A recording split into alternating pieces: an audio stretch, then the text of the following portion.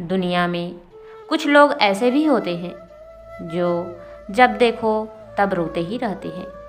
उनको ज़िंदगी से हमेशा शिकायत ही रहती है। ऐसा लगता है जैसे सारी दुनिया में सबसे ज़्यादा दुख, सबसे ज़्यादा परेशानियाँ उन्हीं को है। ऐसे लोग हमेशा नेगेटिव ही सोचते हैं, पॉजिटिव तो कभी सोचते ही नहीं। इसलिए ऐसे लोग हमेशा उदास ही रहते हैं, कभी भी खुश नहीं रहते। ऐसे लोग कभी संतुष्ट भी नहीं रहते, क्योंकि इनको हर चीज़ में कमी ही नज़र आती है। अगर इनका बस चले तो यह ताजमहल में भी कमी निकाल दे। तो आज हम इस कहानी में यह बात पर चर्चा करेंगे कि वे कौन कौन से कारण हैं जिनकी वजह से कुछ लोग हमेशा उदास और दुखी रहते हैं। और हम आपको कुछ ऐसे उपाय भी बताएंगे जिनको अपनाकर आप अपने ज़िंदगी में हमेशा खुश रह सकते हैं। एक बार बुद्ध एक नगर के बाजार से गुजर रहे थे। तभी एक व्यक्ति उनके पास आया और बुद्ध को वंदन करते हुए बोला कि भगवान, यहाँ का नगर सेठ आपकी निंदा करते हुए आपको कुछ बोल रहा था।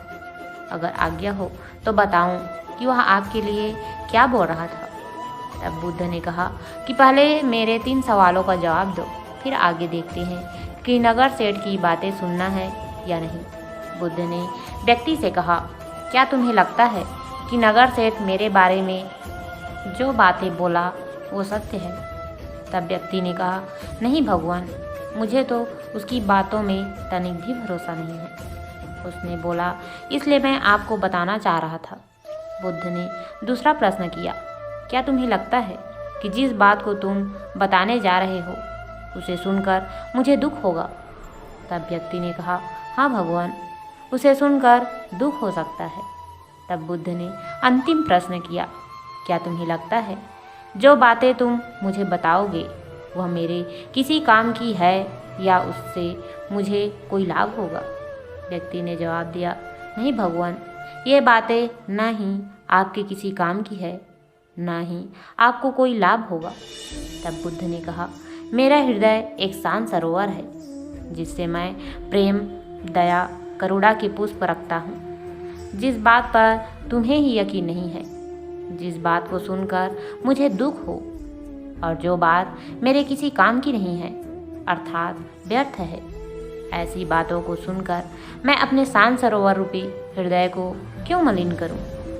व्यक्ति को ज्ञान मिल चुका था कि किसी दूसरे की बात को सुनकर ही विश्वास कर लेना काफ़ी नहीं है, बल्कि स्वयं का विवेक जगाकर ऐसी निंदाजनक बातों से दूर रहना ही बेहतर है।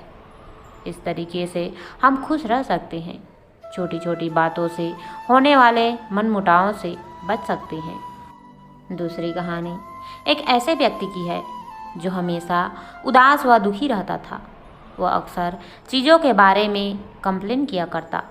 गांव के लोग उससे बहुत परेशान थे, क्योंकि वो ना तो खुद खुश रहता और ना ही दूसरों को रहने देता।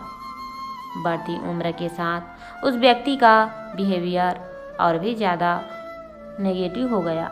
गांव वाले उसे नज़रअंदाज करने लगे और लोगों ने उससे मिलना जुलना और बातचीत करना भी बंद कर दिया।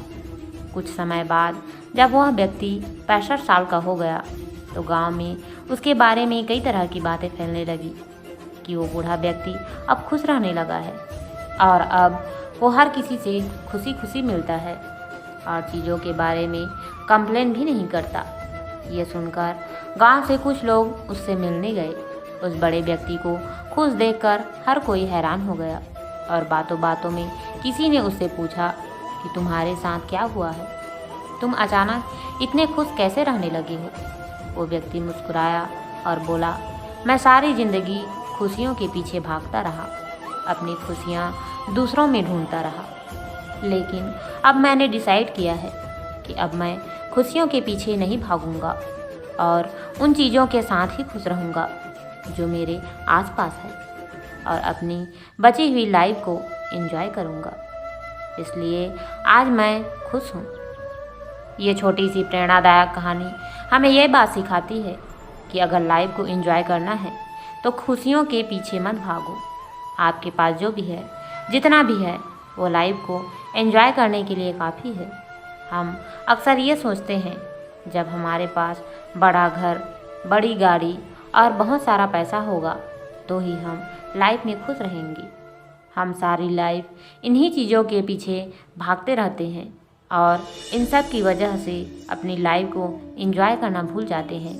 एक खुशियों भरा जीवन जीने के लिए हमें गाड़ी, बंगला या फिर ढेर सारे पैसों की ज़रूरत नहीं है। और जब भी ऐसी चीज़ों के पीछे भागना शुरू कर देते हैं तो हमारी लाइफ में स्ट्रेस और दुख बढ़ता है। इन चीज़ों की ना मिलने पर हम खुद को दुखी कर लेते हैं। इसलिए आपके पास जो है वो बहुत है और आप जो पाना चाहते हैं उसे खुश मन से पाने की कोशिश कीजिए। लाइफ को एंजॉय करिए और खुशियों के पीछे मत भागिए। खुद खुश रहिए और दूसरों को भी खुश रखिए।